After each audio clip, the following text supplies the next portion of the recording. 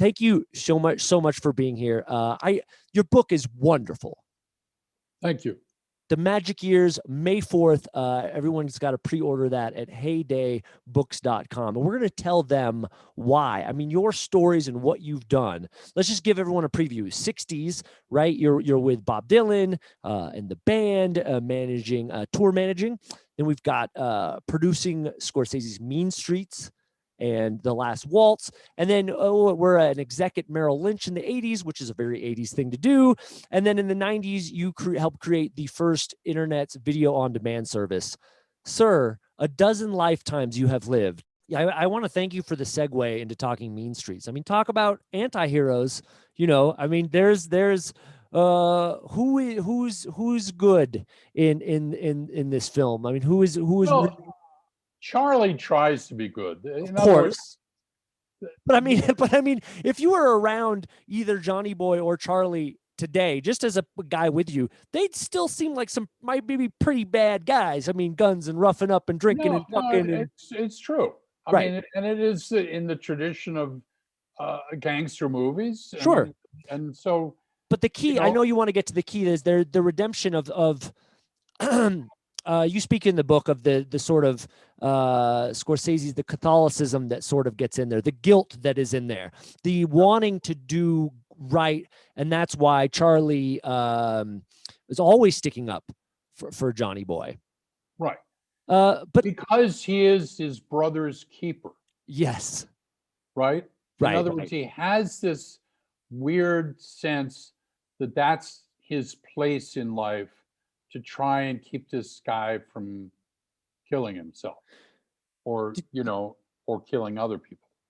And so it is a particular thing that comes out of Marty's deep belief in Catholicism and deep belief that everybody is in, right? In other words, right.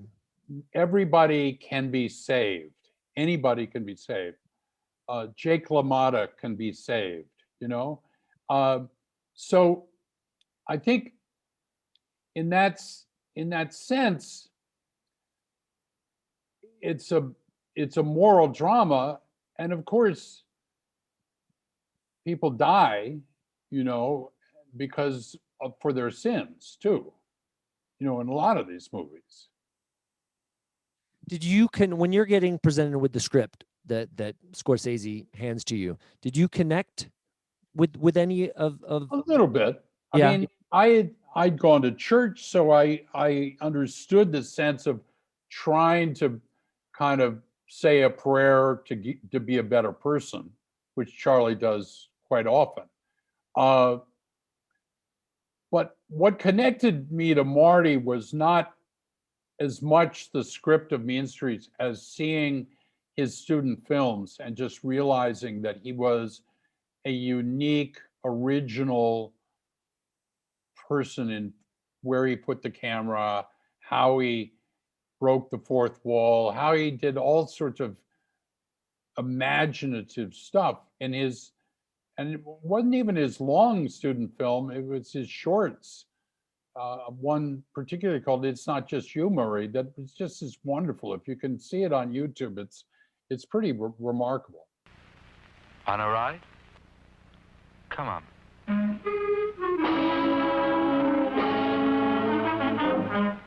Hey, wait a minute, I forgot something. Cut the whole thing. No, stop the camera. Just cut what I'm doing. Because I want it to be... I forgot to introduce myself. I'm Murray. And so that's what drew me to Marty. And I was so naive. I had made some money in rock and roll. Mm-hmm. And I had a friend who had some money. And I didn't know that you weren't supposed to invest your own money into movies. In Hollywood, they have a phrase OPM, which you've heard, other people's money. Right. But nobody had told me about OPM. So I just went and did it. And thank God Marty made a great movie and we were able to sell it and get our money back. That's a lot of faith that you and a compatriot put up $500,000 based on student films. Yeah. Yeah. I don't know how else to say it, except it's some kind of deep naivete that It's turned nice out when to be naivete. okay. It's nice when naivete works out, though. Yeah. Oh, Yeah. thank God. Thank God. You know. We might not be in the same scenario. No, exactly. Um, we spoke earlier of the connection between you and Scorsese, not just that you produced Mean Streets and The Last Waltz, but just that you worked with Bob Dylan and George Harrison, and he has done sort of the ultimate documentaries on Bob Dylan and George Harrison. How did music played a part? Their music played a part in how the two of you met, correct?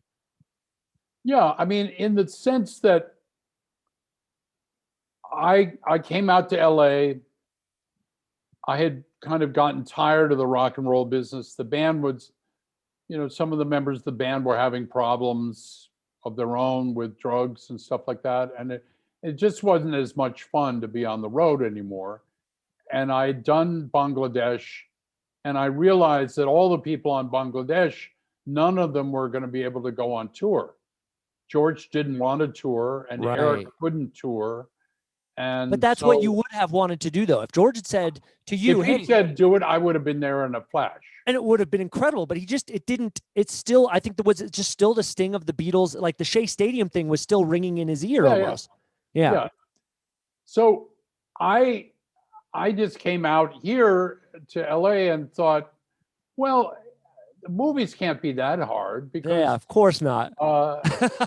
because if you're doing a concert in front of 10,000 people and something goes wrong, you're completely screwed because the people are clapping, and if the equipment is not working or the sound system breaks, you're really screwed. But I figured, well, if you're making a movie and something goes wrong, you send everyone home and come back the next day. It's not live in front of 10,000 people. Well, and hey, the power of edit. Right. So that was again, part of my naivete. But so a friend, Jay Cox of Time Magazine, said, look up Marty. He's edited Woodstock, or part of the Woodstock film, and he loves music, and he has a real sense of music.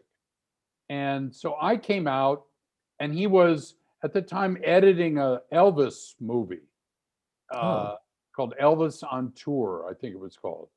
And he had just finished a movie for Roger Corman called Boxcar Bertha, which is a kind of typical Corman movie, And Marty tried to do his best to make it a Scorsese movie, but it's really a Corman movie, right? And so I just said, okay, let's do this.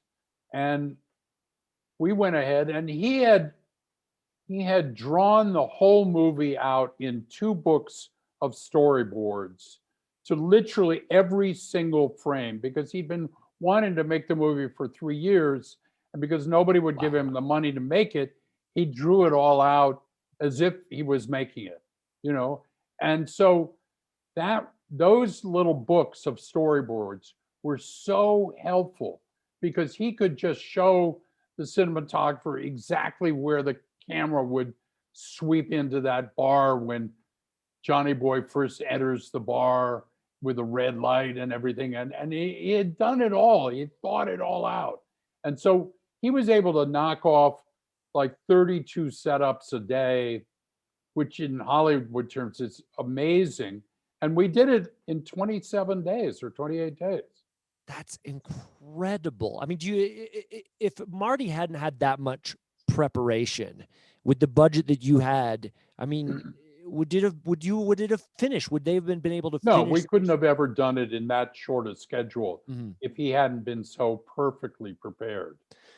So tell me about being on set. I mean, this is the, one of the great actors of our time, and DeNiro, in this iconic role, which he then did over and over and over and over, collaborating with Scorsese. What's it like? And you were a hands-on producer. You wasn't just here's money, check in with me, give me a few dailies. You're on set. What's the feeling like on set? What's it like seeing DeNiro and Keitel do what they do? Well, look, I mean, all these kids were young actors. Sure. And the 3 supporting parts of David Proval and Richard Romanus and Amy Robinson were all equally young, had never really done a movie before.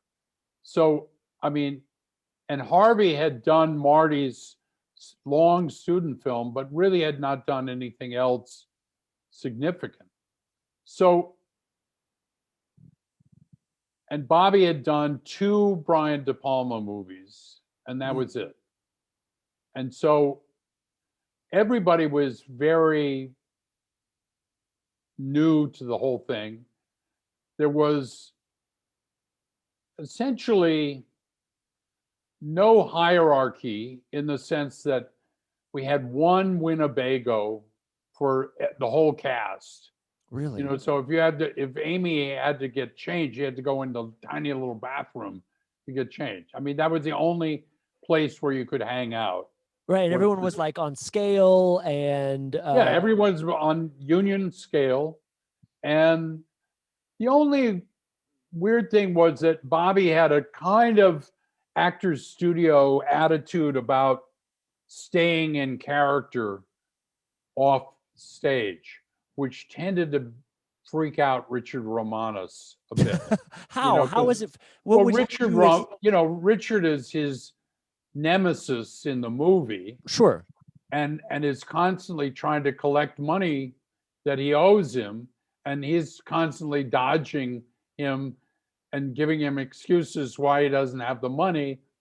And so he would keep that attitude going, you know, just kind of, because it wasn't like, oh, I'm really sorry I didn't come up with the money today. It was like, you know, yeah, come and get me. You know, you're such a loser. Yeah.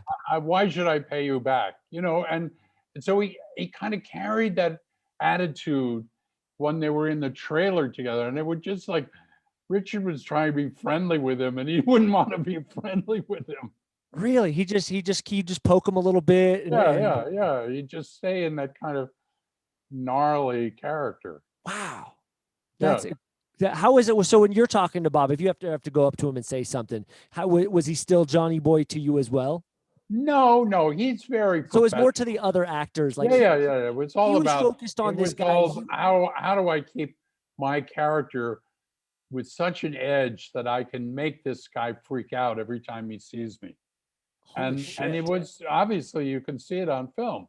I mean, Richard Romanus doesn't know what to do. And he's the person of power. He's the person with the money. He's been loaning him money. But the underlying fear of this basically a jerk off that's just a drunk and a philanderer. And he tells him there too. He goes like, the only reason I got your money is because you were the only jerk off left. That he calls him your jerk off. Exactly. And so when you don't see anger come back, that's what's interesting. So as De Niro is giving this method to him offset, most people's reaction to that would be anger. How dare you call me a jerk off? And he sort of sits with it because, like, you know, he's not sure how to react. Like, do I attack him now, or is that my end because this guy's so freaking unhinged? Well, that's what Bobby was trying to convey, that you have no idea what he's going to do. He's a wild man. Yeah. And so you cannot trust your instincts as to how to handle this person, because he's a one-off. He's so like the charisma that's through this character that's such a dirtbag, and you shouldn't like. And we talked about anti-heroes, and yet we are drawn to him because there's just this charisma that De Niro gives this character. What an incredible place to be. And you outline all of this, producing Mean Streets, The Last Waltz, and all the great stories of this, you know, incredible music in world history.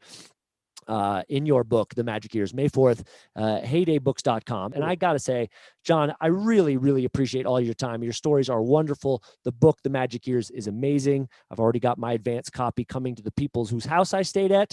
I say thank you. And I just want to say thank you so much. Thank you so much as well. It's been a fun conversation. Well, thank you.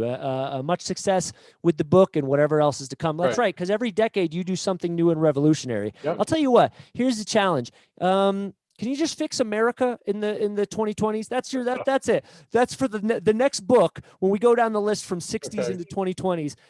Jonathan Taplin fixed America. I believe it can happen.